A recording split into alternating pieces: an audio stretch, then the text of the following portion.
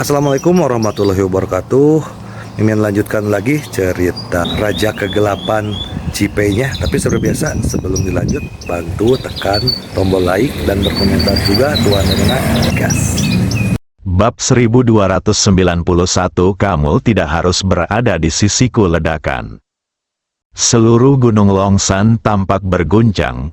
Langit yang awalnya cerah tiba-tiba dipenuhi kilat dan guntur, dan tampak seperti mengeluarkan suara gemuruh yang dahsyat, atau bahkan menceritakan kisah tragis. Si Kou Siong menoleh dan menatap Ji Fei. Tampak ada sedikit semangat di matanya, bahkan semacam kebanggaan dari lubuk hatinya. Kau benar-benar naga dari balai naga kami. Tampaknya balai naga akhirnya punya harapan. Ji Fei tidak mengerti dan menatap si Kou Siong. Saya tidak punya banyak waktu, jadi saya katakan saja. Si Kou Siong membetulkan posisinya, duduk tegak, dan menatap Ji Fei. Saya ingin memperoleh energi spiritual dan energi naga dari Longsan. Ini memang keinginan saya yang egois. Tetapi saya tidak pernah melupakan niat awal saya untuk bergabung dengan Longtang. Dan saya tidak pernah melupakan tanggung jawab saya sebagai kepala Longtang. Ji Fei tidak mengatakan apa-apa. Dia tidak tahu apakah yang dikatakan si Kou Siong itu benar atau tidak. Dia hanya memandang Longsan di kejauhan. Ketika seseorang hendak meninggal, kata-katanya baik. Dia lebih suka percaya bahwa apa yang dikatakan si Kou Siong adalah benar. Si Kou Siong mengerti arti ekspresi Ji Fei. Dia tidak ragu-ragu, tetapi bertanya dengan nada serius. Ji Fei, tahukah kamu apa yang menopang suatu negara? Roh, Ji Fei berkata tanpa pikir panjang. Si Kou Siong terdiam sejenak, lalu mengangguk dengan berat. Jiwanya benar, tapi masih belum cukup akurat. Oh, Ji Fei mengeluarkan suara pelan, dengan tatapan penuh tanya di matanya. Jiwa bangsa ini juga ada. Jiwa adalah eksistensi abadi suatu bangsa. Negeri naga kita selalu menjadi negara yang berjiwa nasional dan negara yang bersatu. Baik dari zaman dahulu hingga sekarang, negeri naga berdiri dengan gagah berani di belahan dunia timur, mengandalkan jiwa dan semangat nasional bangsanya. Meskipun perang itu brutal, seluruh rakyat negara naga kita, mulai dari prajurit keluarga seni bela diri kuno hingga anak-anak dan wanita biasa, menjadi prajurit dan mengukir martabat dan kehormatan negara naga dengan darah mereka. Kami yang mampu bertahan hidup adalah orang-orang yang beruntung. Bahkan ada lebih banyak orang tak dikenal yang mengubur diri di dalam tanah, dan tak seorang pun tahu nama mereka. Mata Ji Fei penuh dengan panas yang membara, seolah dia bisa merasakan kesedihan yang datang dari Longsan. Si Kou Siong terbatuk 2 kali. Meskipun kita menang tahun itu, jiwa bangsa naga kita juga terluka. Kalian bisa merasakan energi spiritual dan energi naga dari gunung naga ini. Tetapi itu bukanlah yang paling lengkap, dan bahkan ada beberapa bagian yang hilang. Mengapa? Ji Fei bertanya tergesa-gesa. Untuk mengguncang suatu negara, Anda harus mengguncang simbol negara itu, seperti Gunung Futu di negara yang merupakan simbol mereka. Dan Tamamonomae menjaga Gunung Futu untuk melindungi negara yang. Meskipun perang itu brutal, kami menang. Namun, banyak elit dari negara yang kembali. Mereka berhasil lolos tanpa cedera berkat Tamamonomae. Apa? Kamu bilang Tamamonomae menyelamatkan mereka? Ji Fei bertanya dengan cepat. Si Kou Siong mengangguk. Ya, pada saat kritis, Tamamonomae lah yang menyelamatkan orang-orang itu. Kalau tidak, para prajurit negara naga kita akan meraih kemenangan penuh. Dia tidak hanya menyelamatkan orang-orang itu, dia juga mengguncang fondasi Longsan dan mengambil jiwa naga Longsan kita. Sekarang Longsan adalah gunung tanpa jiwa naga. Alasan mengapa kamu dapat menggunakan energi spiritual dan energi naga Longsan adalah karena naga darah di tubuhmu telah menjadi jiwamu, yang memungkinkan energi spiritual dan energi naga Longsan menemukan tempat untuk beristirahat dan bersandar, dan semuanya mengalir ke dalam tubuhmu. Mendesis, Ji Fei menarik napas dalam-dalam. Saat dia merasakan kekuatan dalam formasi dunia kecil di kursi naga berukir sebelumnya, dia merasa sedikit bingung dan terkejut. Mengapa kekuatan-kekuatan itu dapat diserap sepenuhnya olehnya, dan tampak memiliki kesukaan khusus pada tubuhnya? Dia tidak menyangka bahwa ini adalah alasannya. Itulah sebabnya kekuatan ini datang menolongku saat aku telah kehabisan tenaga hari ini. Di mana jiwa naga? Apakah ada di Gunung Fuji? Mata Ji Fei dipenuhi amarah. Pada saat ini, tidak peduli siapapun orangnya, selama mereka mencuri jiwa naga, dia akan mendapatkannya kembali. Si Kou Xiong menggelengkan kepalanya. Itulah sebabnya aku memintamu datang ke sini. Dan itulah sebabnya aku menyembunyikan identitasku dan tidak mau berlatih dengan tenang selama bertahun-tahun. Ji Fei menatap si Kou Xiong, dia tidak sepenuhnya mempercayainya. Aku tahu kau tidak percaya. Tapi ini adalah kebenaran. Saat itu, ada peta naga di Longsan, dan jiwa naga dapat ditemukan di peta naga.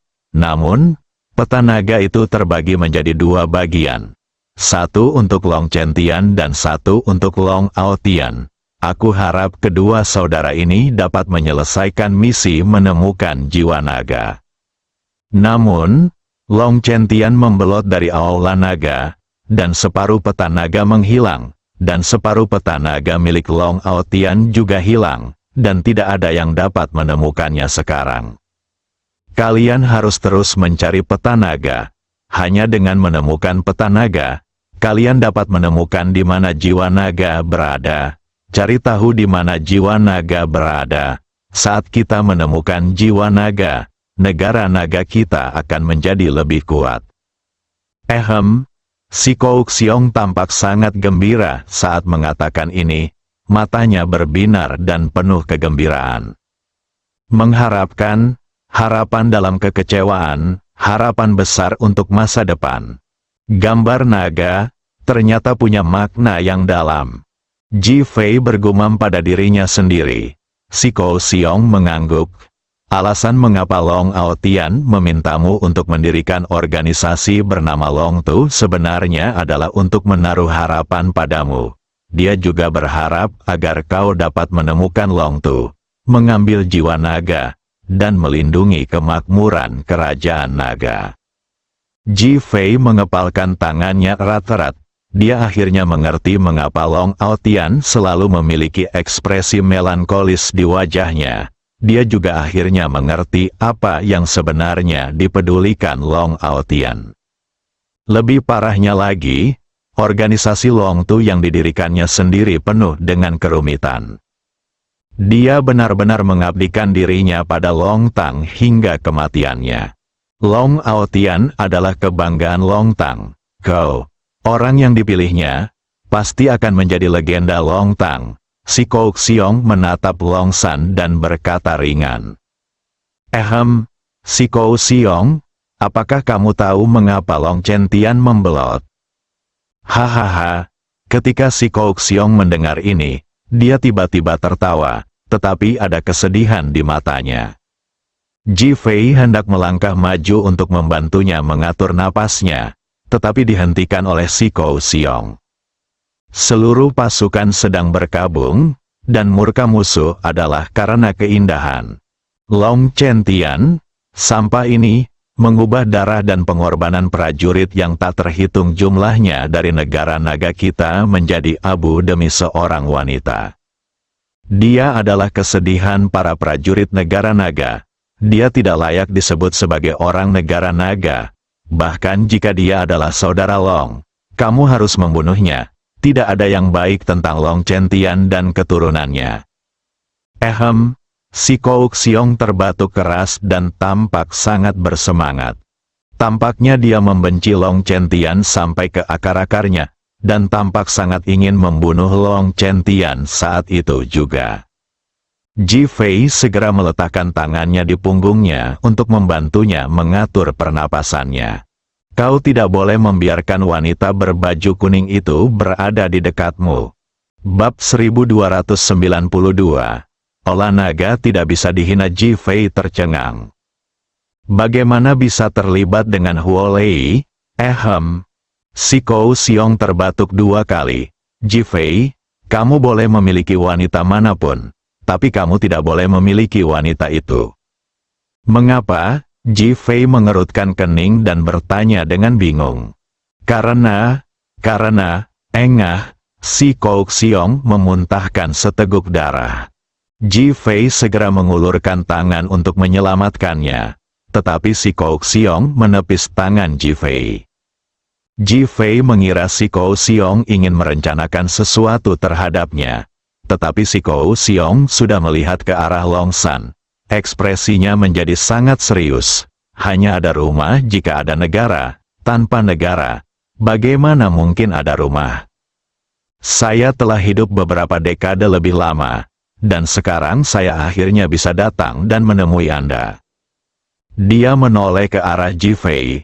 Ji Fei, ingat, kamu tidak boleh memiliki wanita itu. Kalau tidak, kamu akan menjadi Long Chentian kedua. Wah, tubuh si Kou Xiong tiba-tiba meledak, berubah menjadi abu, dan menghilang di Long San. Patah, terdengar suara guntur yang keras, kemudian hujan deras turun dari langit. Ji Fei berdiri di tengah hujan, tidak bergerak. Melihat abu si Kou Xiong berangsur-angsur menghilang di udara, hatinya dipenuhi dengan kerumitan tak terbatas. Dia tidak bergerak sampai dia basah kuyup. Dia tidak dapat mengerti mengapa si Kou Xiong begitu bersemangat ketika dia berbicara tentang Huo Lei di akhir. Dia tidak mengerti mengapa si Kou Xiong tahu tetapi hanya menceritakan setengahnya dan tidak menceritakan sisanya. Si Kou Xiong, kau tidak dengan sengaja menanamkan duri dalam dagingku. Ji Fei meraung ke arah Long San, namun yang terdengar hanya gema di Long San, tak seorang pun menjawab. Ji Fei menatap Long San dengan tatapan kosong, dia tenggelam dalam kebingungan. Dia tidak akan menyukai Huo Lei, apalagi jatuh cinta pada Huo Lei, tetapi dia adalah putri angkat ibunya. Apakah si Kou Xiong ingin menghancurkan keluarganya dengan meninggalkan kalimat seperti itu? Ji Fei menatap kosong ke arah Long San di tengah hujan lebat. Meningkatnya energi spiritual dan energi naga bagaikan gelombang yang bergulung-gulung di lautan. Hujan yang turun dengan cepat ditelan, lalu berubah menjadi kabut dan menghilang di balik pegunungan. Pada saat ini, di tengah-tengah gunung Long San, seorang lelaki tua dengan rambut dan janggut putih perlahan membuka matanya dan menatap Ji Fei di kaki gunung. Matanya penuh cahaya dan kelembutan, seolah-olah dia bahagia seperti melihat anaknya sendiri. Tak lain dan tak bukan adalah Long Aotian. Dia bergumam pada dirinya sendiri, anak bodoh, si Kou Xiong takut kau akan mati jika mengetahuinya.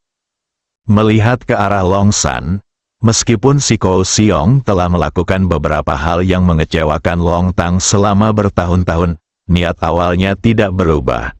Dia masih membantu Long Tang. Dia adalah pemimpin Long Tang yang berkualitas. Begitu dia selesai berbicara, Long San yang awalnya damai tampaknya mulai mengumpulkan kekuatan yang tak terhitung jumlahnya, dan kemudian berkumpul di tempat si Kou Xiong berlatih. Jiwa si Kou Xiong yang hampir menghilang dilindungi selama periode ini.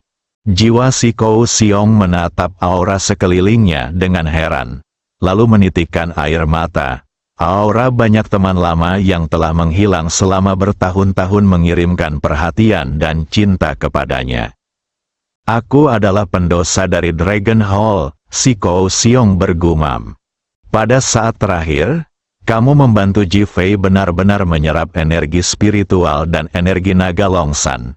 memberitahu Ji Fei tentang misi Long Tang, dan melakukan serah terima yang sempurna. Ini adalah kontribusi terbesarmu.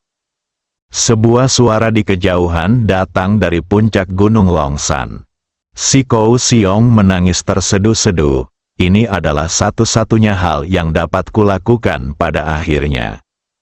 Patah, terdengar guntur keras, dan Qing Chang muncul di depan Ji Fei. Qing Chang, apa yang terjadi? Ji Fei menatap Qing Chang dengan heran, namun tetap langsung bertanya.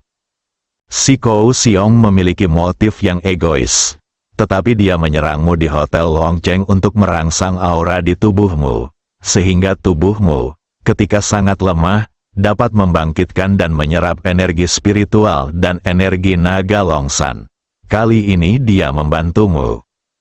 Ah, Ji Fei berseru. Jelas tidak menyangka bahwa menurutnya si Kou Xiong ingin membunuhnya saat itu. Si Kou Xiong ingin menyerap energi spiritual dan energi naga Longshan untuk mencapai terobosan. Tetapi dia tahu dia tidak bisa melakukannya. Jadi dia menyerah. Dia sebenarnya menunggu orang yang tepat untuk muncul, dan kamu muncul. Dalam situasi itu, dia tidak punya cara untuk membimbingmu. Karena Ling Ruofeng, Kakak Long, dan Tamamono Mae, tidak ada satupun dari mereka yang mau melihatmu menjadi kuat. Jadi mereka hanya ingin membunuhmu dan membuatmu bangkit dalam kesulitan. Untungnya, kamu tidak mengecewakannya. Kamu terbangun sepenuhnya dan membentuk kekuatan yang kuat. Kamu menyerap energi spiritual dan energi naga Longshan. Mendesis, Ji Fei menarik napas dalam-dalam, dengan ekspresi terkejut dan kaget di wajahnya. Dia tidak menyangka si Kou Xiong memiliki niat baik seperti itu. Tiba-tiba dia merasa sangat tersentuh dan bahkan lebih terkejut lagi. Bukankah si Kou Xiong orang jahat? Apa yang baik, apa yang buruk? Demi mendapatkan kembali jiwa naga, dia menahan rasa sakit karena keluarganya terbunuh selama bertahun-tahun dan bertahan hidup hingga hari ini. Apakah menurutmu itu mudah baginya?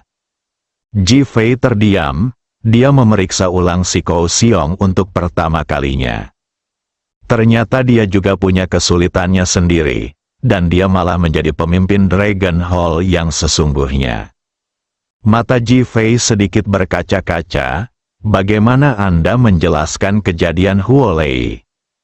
Jangan tanya soal ini. Dia tidak memberitahumu karena kamu tidak cukup kuat. Saat kamu sudah cukup kuat, seseorang akan memberitahumu dengan sendirinya. Qing Chang segera menyela. Kamu bilang dia ingin melindungiku. Ji Fei bertanya, saya sudah katakan bahwa saya tidak akan menemuimu. Saya datang ke sini untuk menemuimu hari ini untuk memberitahumu bahwa meskipun kecepatan kultivasimu telah menembus dengan sangat cepat, masih ada celah besar, dan kamu perlu meningkatkannya dengan cepat. Ling Kongsu sekarang adalah gunung tinggi di depanmu. Jika kamu tidak melewati Ling Kongsu, kamu tidak akan benar-benar meningkat. Kamu tidak akan benar-benar mengumpulkan kekuatan para pejuang dunia. Dan kamu tidak akan dapat menemukan jiwa naga. Ji Fei, kamu harus ingat bahwa tugas yang kamu pikul semakin berat. Tanggung jawab yang harus kamu pikul semakin berat, dan pilihan yang kamu miliki semakin sedikit. Saya harap kamu tidak meminta bantuan saya lagi, karena itu akan membuat saya memandang rendah kamu. Pembuluh darah menonjol di dahi Ji Fei saat dia menatap Qing Chang, pria yang telah membantunya berkali-kali. Dia sangat marah dan ingin marah, tetapi dia tidak bisa. Jalan terus. Jalan seni bela diri itu panjang dan sulit. Kau beruntung, kau dan Li Ruoxi telah menjadi jiwa naga dan Phoenix. Kalian dapat berlatih kultivasi ganda. Ini adalah kebahagiaan terbesarmu. Kau harus menghargainya. Ketika kultivasi gandamu mencapai puncak yang sebenarnya, saat itulah kau dapat menghadapi musuh yang sebenarnya.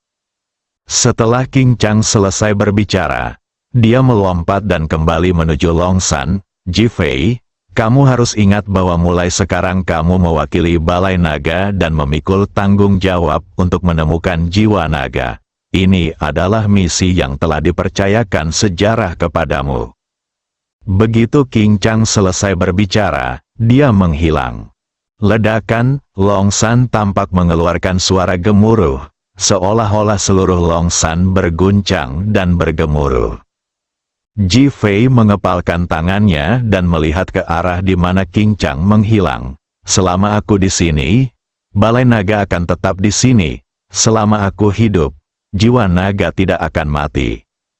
Ledakan, terdengar guntur di awan gelap di atas Longcheng, dan dalam sekejap seluruh awan gelap terbelah, dan matahari bersinar di Longcheng dan Longsan. Pelangi 7 warna tergantung di langit.